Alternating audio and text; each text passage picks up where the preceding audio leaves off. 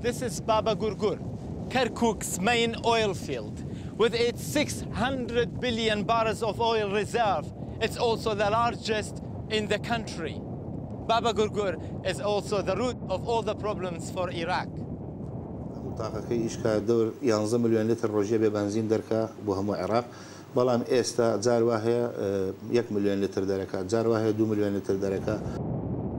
Iraq's oil crisis is not new to me. Since in 1963 the army destroyed my Kurdish family village because it was located here in Kirkuk's main oil field. In the new Iraq, I am now compensated with a plot of land just a few miles north of the original Shorau village. The question is, do I want to start building a house on my plot of land, like some of my family members have done already?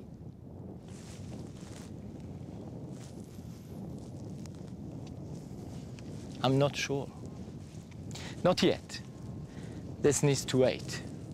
I first need to find out if the fight over Iraq's oil can be solved once for all, and if Kirkuk can ever have a brighter future. At the moment, Kirkuk is a crippled city with shortages of water, electricity and fuel. Long queues of cars line up at every single petrol station.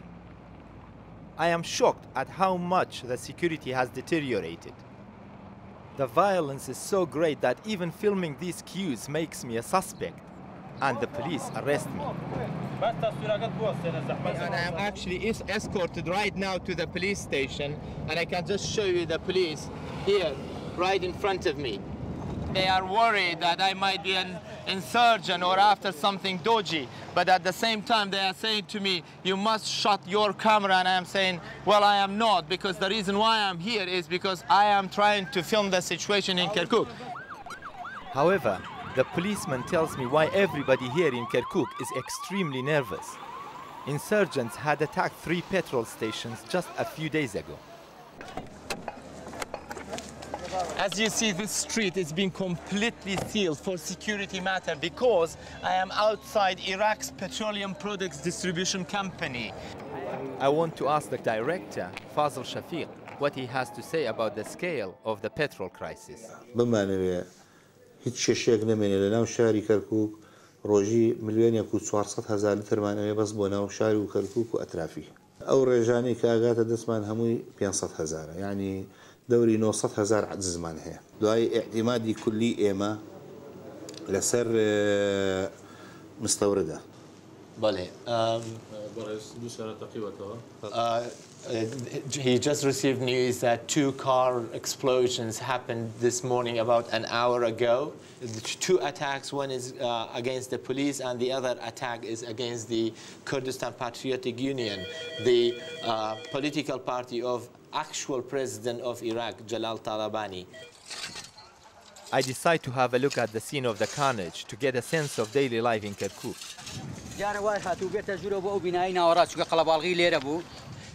He says from the way the truck drove in and hit the block, you can just see, look at this, amazing. They must have come with an unbelievable speed, and this truck managed to come in, hitting one of them, and look at the state of this piece of block of cement down there. He says he was in the garden at the time, standing there, and a piece hit his head. What we see here is the result of a huge power struggle. Different ethnic groups have been fighting for control of Kirkuk and its oil. During Saddam's time, the Arabs dominated. Since his fall, the Kurds are moving back, and now they are being attacked. والله تركان لكوردا كل بروي كوا ما لقل أمريكا وبريطانيا هاو بيمانين يعني لبروي كوا كوردا يوي كركوك بقريت وداس خوي والله كورد لبروي أني لبروي كيما هاو بيمانين لقل أمريكا وبريطانيا يا. The terror attacks here in Kirkuk are clearly an attempt by the insurgents to drag the Kurds into a civil war, which already started between the Sunni and Shiite Arabs in other parts of Iraq. Because at the moment, the Kurds are the main force to keep Iraq together and build a democratic government. He wants to show me, it seems to be a piece of a hand of the suicide bomber. Oh my God. Oh. ليك ما إلى حكومتي بريطاني من وەکو کوردێک. I would like to criticize the British government, I as a Kurd. ئەم معاملاتانی ئێمە ئێستا شەمانە بریتانیا بەشێک لە سەبەبەکەیەتی. ئەگەر لە ساڵی 1920 پەیمانەکەی لۆزان و لەو پەیمانەیە میلەتی کوردی ئاوا دەربەدەر نەکردایە کە احتیلالی عێراقی کرد کوردستان ببووە بە وڵاتێکی سربەخۆ من ئێستا هیچ مشکلانەم نابوو. ئێستا من لەگەڵ حکومەتی عەرەبیەکانی بەعسی و نازام ئەم ڕژەمە فاشیانی عەرەب کە هاتوون ئێستاشی پێوە بێ من لە وڵاتی خۆمە ئێستا سربەخۆ ئازادە ژیام تیرۆر نایەتوانی بەو شێوەیە. Fortunately, I have managed to escape the mayhem in Kirkuk, heading north towards the Turkish border, back on track, investigating Iraq's oil crisis. The city of Zakho along the Turkish border appears like a different world. What a contrast to see the locals having fun. However, at the border crossing, thousands of truck drivers are roasting in unbearable heat. Iraq's oil import and export business seems to be very inefficient. This is Asia Square, on the border between Iraq and Turkey. It is actually the main hub for Iraqi oil. Trucks from all over the country are bringing crude oil and dumping it here. Then Turkish trucks loading the crude oil and taking it over the border to be refined in Turkey, then transported back into Iraq, sold as a refined oil. This laborious tank operation is necessary because most of the Iraqi pipeline network and refineries were sabotaged after the fall of Saddam. I wonder how the truck drivers are coping with the deadly insurgent attacks.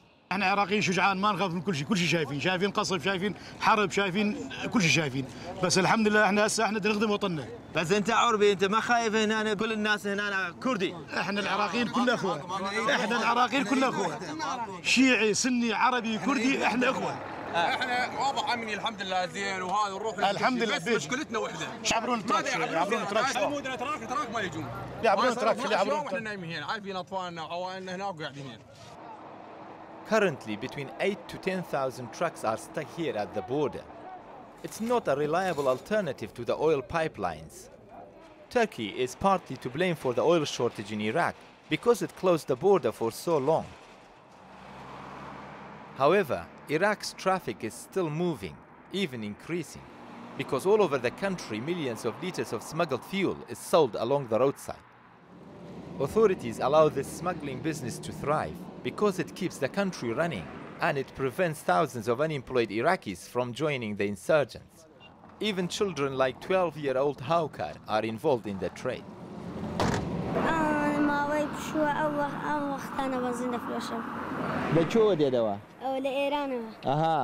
So the pink color petrol comes from Iran, smuggled into Iraq. To follow up on the smuggling is my next mission, and I am on my way to the Iranian border.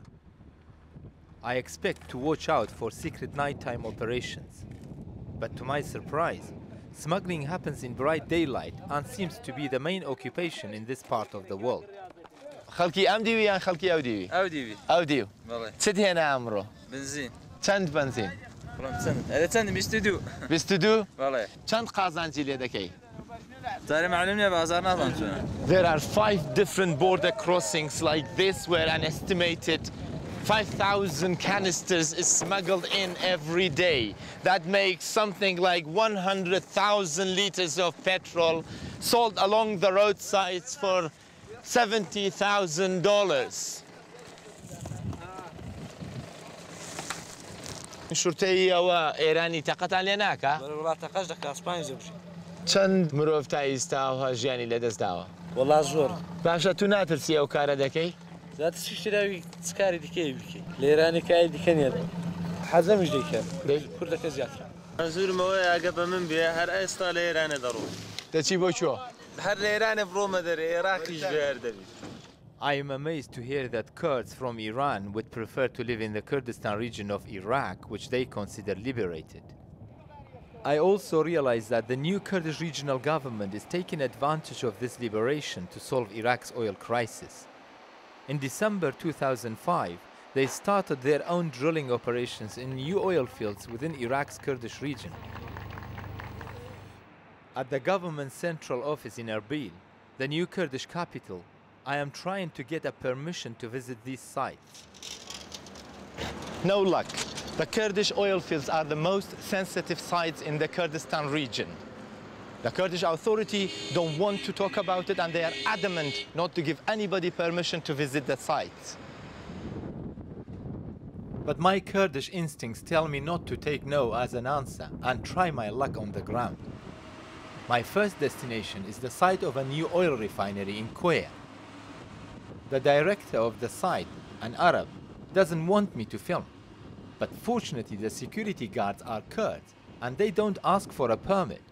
They are even pleased to see me. I asked him, I said, where is your Kalashnikov? He says, I don't need a gun, I am the officer, I am responsible. Yes. They carry the gun, they do the hard work. The officer tells me that the Koya refinery should be completed in 2008. It will be ready to refine up to 70,000 barrels of crude oil per day, more than enough for all of Iraq's needs. Although the Central Oil Ministry in Baghdad supervises the Koya refinery, the plant is located next to one of the new Kurdish oil fields. That's where I am heading next. Let's see how far I get without permission. Apparently this site is run by a Turkish and a Swedish company, according to the gentleman. It doesn't take long, and a South African security consultant interrupts my chat. So could you please, excuse me, I'm going to warn you once more to stop filming me with the camera. Could he point at me? I try to find out who he is working for. So you're not working for the Kurdish regional government? No, you are for a private company? What's the name of the company? Genel. Genel. Yes. Is that a Turkish company? Yes, that's correct. Oh, I see. Yeah. Once again, a local Kurdish officer rescues me and invites me to meet his boss inside the compound. However, the South African guard makes sure we don't film anything on the way. The head of the local Kurdish guards doesn't mind being filmed. But our friendly talk is interrupted when the Turkish director kicks me out. Okay. Same old Kurdish say, we are foreigners on our land, and the foreigners are our landlords. I am puzzled to discover that my people, finally free from Saddam, are now inviting Turkish companies to control their most important assets. I ask Omar Fatah, the Kurdish Vice Prime Minister, if we will end up as a Turkish colony.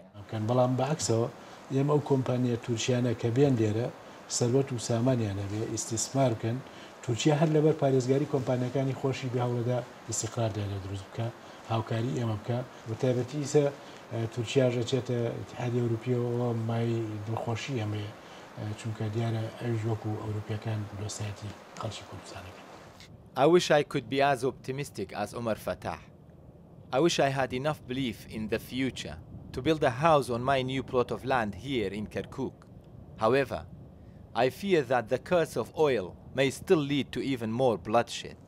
Having witnessed these days the life around Iraq or Kurdistan region, and particularly the ethnic tension in Kirkuk, I've realized that this is not for me.